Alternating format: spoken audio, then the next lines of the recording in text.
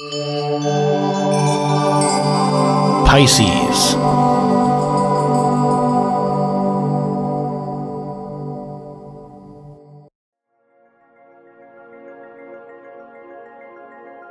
Hello Pisces, this is your February forecast for 2013 and welcome back to the world. And I say that only because you Pisces have kind of stepped back here in January and enjoyed yourself on a well-deserved break because you were pushing it, you were busy, you were staying focused and true to yourself and your goals, and you had to sacrifice a whole lot there in December. But see, now January recuperated all that and you're good to go and you are back up and running. Now, all of these planets that have been touring there in January in your 12th house of recreation is now coming out to the forefront. This is your energy, your time to shine. It is all coming out where you are going to be showing the world because it is your ascending sign, and that's the persona that you give out. All of these planets now will be in there. We're going to see the Sun, Mercury, Venus, and Mars are going to transit over Neptune, and you know what that means for you Pisces. They're all one by one in the stellium going to connect with your ruler. It doesn't get better than that. I think it's going to be a magical month here for you in February, and it's like you have been working on something that I don't even think you know what's going to come from it, because you've been guided by your intuition and your hunches, not necessarily all the practical things, though I do see you've been putting a lot of practical energy into it, but it's like you've been trusting your hunches to get you where you're going here in 2013, and it's going to be really, really great. Now, as I've mentioned to some of the other star signs here too, is that we have something big going on this month. And this is the lineup of Mars, Saturn, and Pluto really coming together here in a tight, tight angle, perfect, good angle. And we know how dynamic Mars is, and we know that Pluto is nuclear. Put those two together, and then add Saturn into the mix. Now, that is really completing some huge project that you have been working on that's going to come together, and it is just going to take off. The deadline, I say the 15th. Why? Because this is when the energy is at the highest. It's when it's going to peak, and try to get it done by then, because Saturn's going to take a rest and go retrograde here. And you don't want that you don't want to be not done by the 19th when it takes a rest, or major things in your project can be delayed for many months. So get it done prior to the 19th, hopefully by the 15th, when Mars is also helping and very active there. And then also, if there's any communications, papers, contracts that's important connected to this project that you're working on, then make sure you get that signed before the 24th, because Mercury is going to go retrograde, and you know how that goes. It is going to be delays.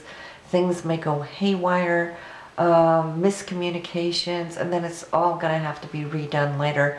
And Mercury will stay retrograde for 3.5 weeks. So if you give yourself to mid-month, then that's good, because then you can take a break from it all and then dive into your beautiful energies, because these planets are visiting your sign, and nobody knows how to assimilate them and vibrate and tune to that higher frequency other than you, because you are Neptunian. So Venus is going to really get to feel the love, and Mars is going to feel the love, and then we have Mercury communicating it, and the Sun sharing it. So whatever is going to be going on here in your first house, I think that you, not only are you going to be giving a lot of attention out there, since it is in your rising sign, but you may also be getting a lot of attention coming in to you and your sign, things that you may not even know about here today. So that will be very exciting. And the first notion of that surprise will probably come in here on the 4th and 5th, when Venus does a beautiful angle to Uranus, and Uranus the planet of being surprises and the unexpected, may come to you with a monetary gift. Venus rules money. It could also be those things that you love and you value, which will be coming into the picture. I see it coming from your second house of income. This is why I'm thinking it's more leaning towards that. That will surprise you, and it's coming from an area of someone or some group or something that's been supporting what you've been doing behind the veils. That may just come totally as a gift and a beautiful surprise. And then just a day after. So Venus will also be met by Jupiter, which is now direct, by the way. Turned direct on January 30th. So now you have her too, and she is the greatest planet. She is always abundant and generous. Think about the size of Jupiter coming in here at a beautiful angle to Venus, which will not just rock your world, but I think it is holding the key. Because many of you Pisceans, I see, have been thinking about property and home and how you'd like to either upgrade or expand it. And it looked like it was really going well here until October, and then it kind of fizzled down, dried up a little bit because Jupiter went retrograde.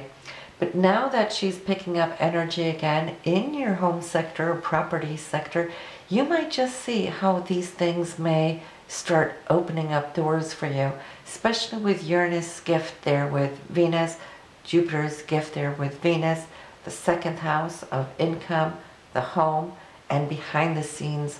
Try to tie it in with Venus there and Uranus in your second house of the unexpected money coming in. And you can see how you can connect the dots and how that will line up for you. I think it's going to be a wonderful, exciting month, February. And at the end of the month, very romantic. You got a Venus and Neptune, really kissy-kissy there at the end of the month. As the month started as well, it's going to end up on that same blissful note. So enjoy yourselves, and do read up or listen up on your moon sign and rising sign, just so it gives you a little bit more scope on what also pertains to you. And do listen to that of your partner as well. See what's going on with him or her. And I will see you next month. Bye now.